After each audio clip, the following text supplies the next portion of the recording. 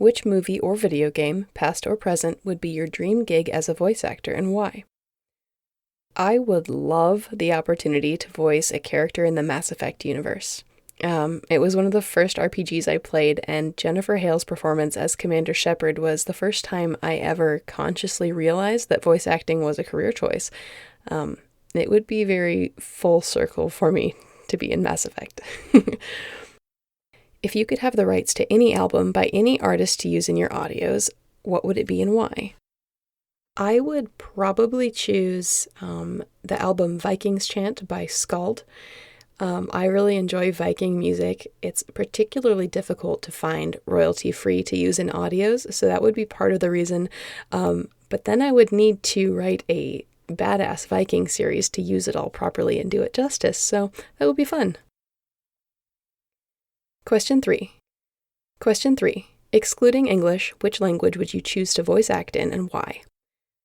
I also speak Spanish, so I'd probably pick that, but it has been a few years since I've had occasion to use it, so I'm not entirely confident I could do it well at this point. I'd like to try eventually, but just not yet.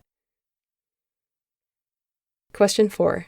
How would you convince the first fully sentient AI to use your voice as their own? I would let them listen to voice clips of Z from my sci-fi series A Crew of Two, and I would show them all the nice comments she's gotten and use that as proof that my voice would be the best for an AI. You suddenly hit 10 million subscribers overnight. What's your next script? 10 million? At that point, I would have to script my thank you audio because I would be a sobbing mess and completely unable to stay on track. Describe your ideal recording environment. Alone, in a group, equipment, home studio, large professional studio, etc. I've never had the opportunity to record in a professional studio or in a group, so with my limited experience, I'd say my ideal environment is a home studio by myself, but I am open to trying the other options so I can make a much more informed decision. Your high school drama teacher is now an academic and invites you to write a textbook chapter on voice acting. Would you, and what sections would you propose? Given that I've only been doing this for about 5 months with no prior experience on YouTube and zero professional experience with either voice acting or writing, I probably wouldn't write the chapter, but theoretically, if I did accept, I would stress the importance of being comfortable with your scripts. If you have the ability and comfort level to write them yourself, awesome. If you can find a writer you trust who fits your style, awesome. And if you're doing this professionally and someone else is writing your script, I would imagine that having a routine for getting into the mind of your character would be very important. What top 3 changes to the YouTube algorithm would you make if you had the power? Oh boy, we're taking on the man. I think the first thing I would do is make the first 15 seconds of a video weighted differently in terms of watch time. I can't tell you how many times I've gone to someone's video just to save it to a playlist or leave a comment that I forgot to leave earlier or something like that. And I know a lot of other people do that too, but that ultimately does hurt the numbers because you're only watching for a few seconds and then leaving. So I would weight that differently so it didn't hurt creators as much. I would also require real people to be vetting demonetization for content strikes. I've been lucky to not get hit with anything like this, knock on wood, but some of my fellow creators have had their videos demonetized for the silliest reasons, like a comfort audio being flagged as sexual when the worst thing that actually happened is a verbal indication that listener and character are holding hands. So I would change that. I would also change the algorithm so that newer channels had more impressions for a certain period of time, just so they have a chance to get out there. In my particular case, there were a couple of VAs who gave me shoutouts on Twitter early on, and one with a large subscriber base who actually shared my content directly on their channel. And without those boosts, I don't think I would have gotten as far as I have. And while the VA community is supportive and wonderful, I know there are other communities on YouTube that are not, and creators have to do it on their own without help. So I would love to change that for them so they at least have a chance to be seen.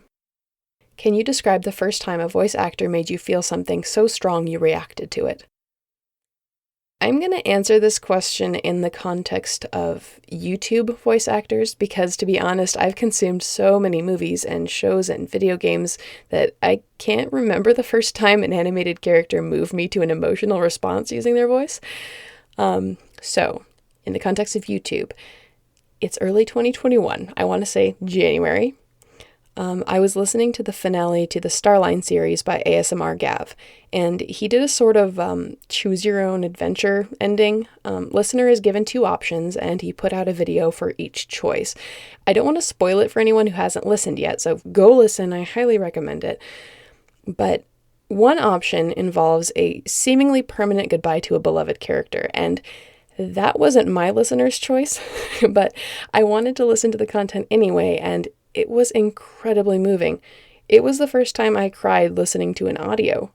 He relayed such profound sadness and heartbreak and grim resolve for what was about to happen, all with his voice, and I just bawled.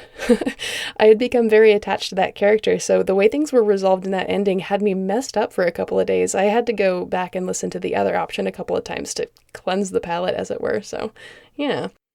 What's the silliest thing you thought about voice acting that turned into a lesson you never forgot?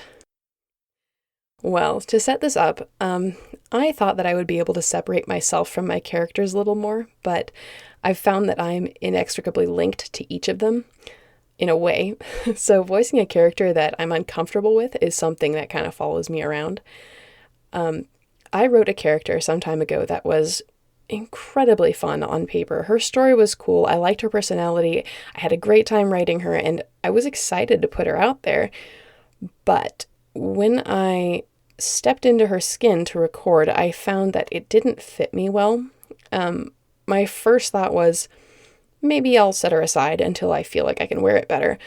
However, at the time, I was going through a bit of writer's block, and I knew I couldn't prepare anything else for that week's upload, and I knew that the genre of character was a fairly popular one. So I framed it like, oh, I need to challenge myself more and try this kind of character. So against my better judgment, I tried to record the character. I didn't have a good time with it. It was the first time I didn't have fun in the recording booth, and it's been the only time since. My solution to this was not a good one. It was to have a couple glasses of wine and come back to record. After that, the recording went much better. She was easier to wear when I was a little tipsy.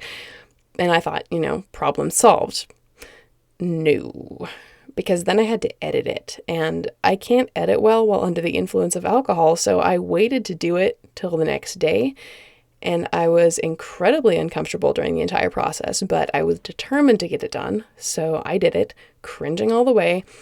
I released the video. The reception was average. There were a lot of people that really liked it, so that was good, but I couldn't forget the fact that I had to be intoxicated in order to wear this character, so the lesson to me is that it's not worth it to be that uncomfortable wearing a character, not for views, not for positive feedback, and I need to be honest with myself from the get-go, which is why I'm very unlikely to ever do like a yandere character, for example.